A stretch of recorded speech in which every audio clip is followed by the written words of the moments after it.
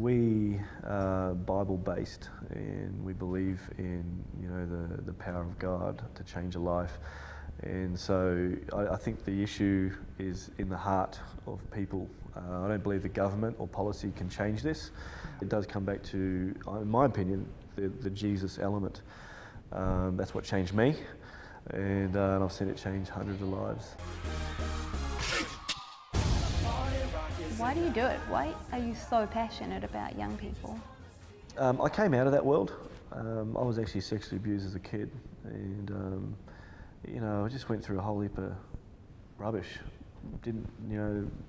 Self-esteem was crushed, lack of identity, and spent 7 years of my life in using drugs and drinking, and got into crime as a young kid and screwing my life up, but also the people around about me.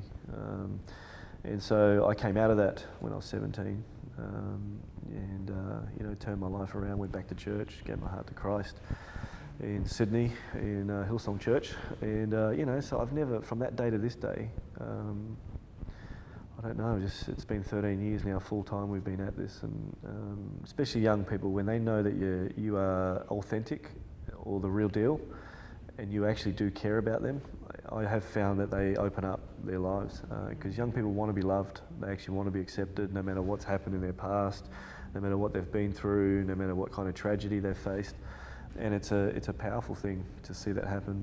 And Stan, how did you first hear about Teen Challenge? Well, I heard about Teen Challenge a few years ago. I support so many different things, and I do a lot of charities, but this specific thing is such a big thing that kind of hits me, and especially in this nation, in Aotearoa, and just where I come from, and the Māori people, I think, struggle with this. And when people come in saying you shouldn't be doing that, it's like, how can you tell them when that's all they've known?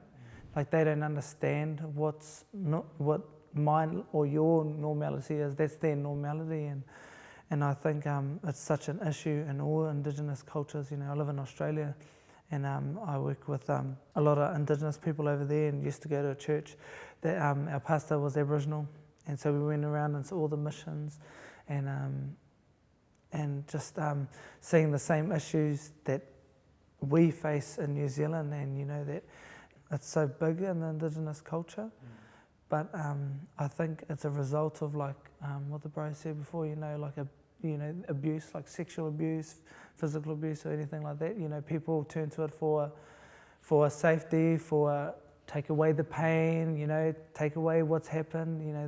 They use that as their medicine. Because I remember, I used to do that a lot too.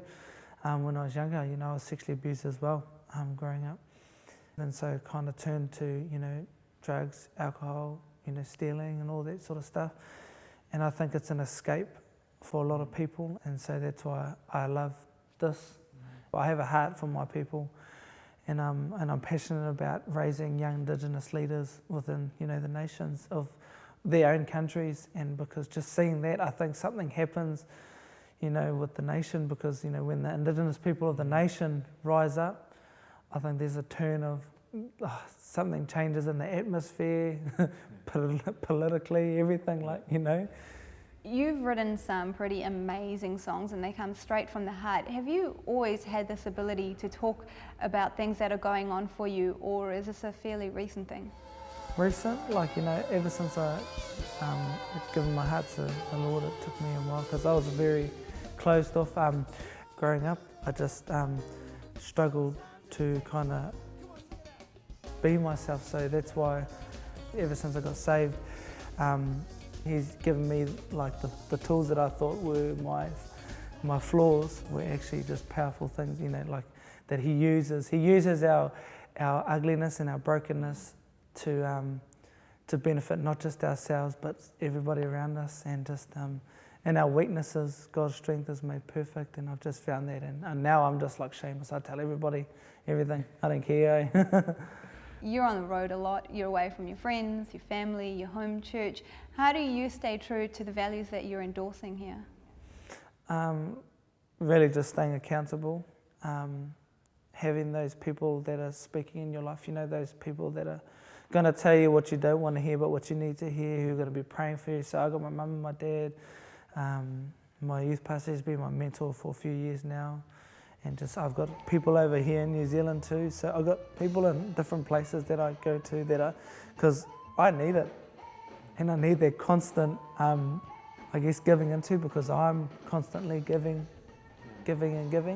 So I need somebody doing that to me too, you know. And I always rely on God and stuff, but I guess you need that kind of physical with somebody there as well. Yeah, so I just accountability. Based on your experience, what are some of the things that would help you keep focused on a values-based future? I think if young people, there's a proverb that says, without vision, people cast off restraint. I think a lot of young people have no vision or no purpose. Like my dad used to say to me, you can't see past your nose, son. I never really understood it, but he was right. All I could see was the next moment, the next day. I had nothing to really live for. And I think if we can show young people that they have a purpose and they have so much potential, I mean, jam-packed with potential, and they have vision, you know, if they can get a vision, meaning you can do the impossible. You can change this world. Be crazy enough to think you can change the world. What is your vision for the future of Teen Challenge? I'm a big believer in the church. You know, I grew up in Hillsong Church in Australia. I'm a big believer in the church, the local church. And so for the vision for Teen Challenge is one of my goals and one of my visions is to wake the church up. I think it's a sleeping giant when it comes to this area of life, because that's where the answers are going to come from. You know, from there. Not, you know, I mentioned it earlier, not from the government, or that they're going to help, clearly, but the real answers are going to come from the local church, and we're an organisation that you know, wants to help empower that. So yeah. Cool. Thank you for everything that you do, because you encourage so many people. Thanks.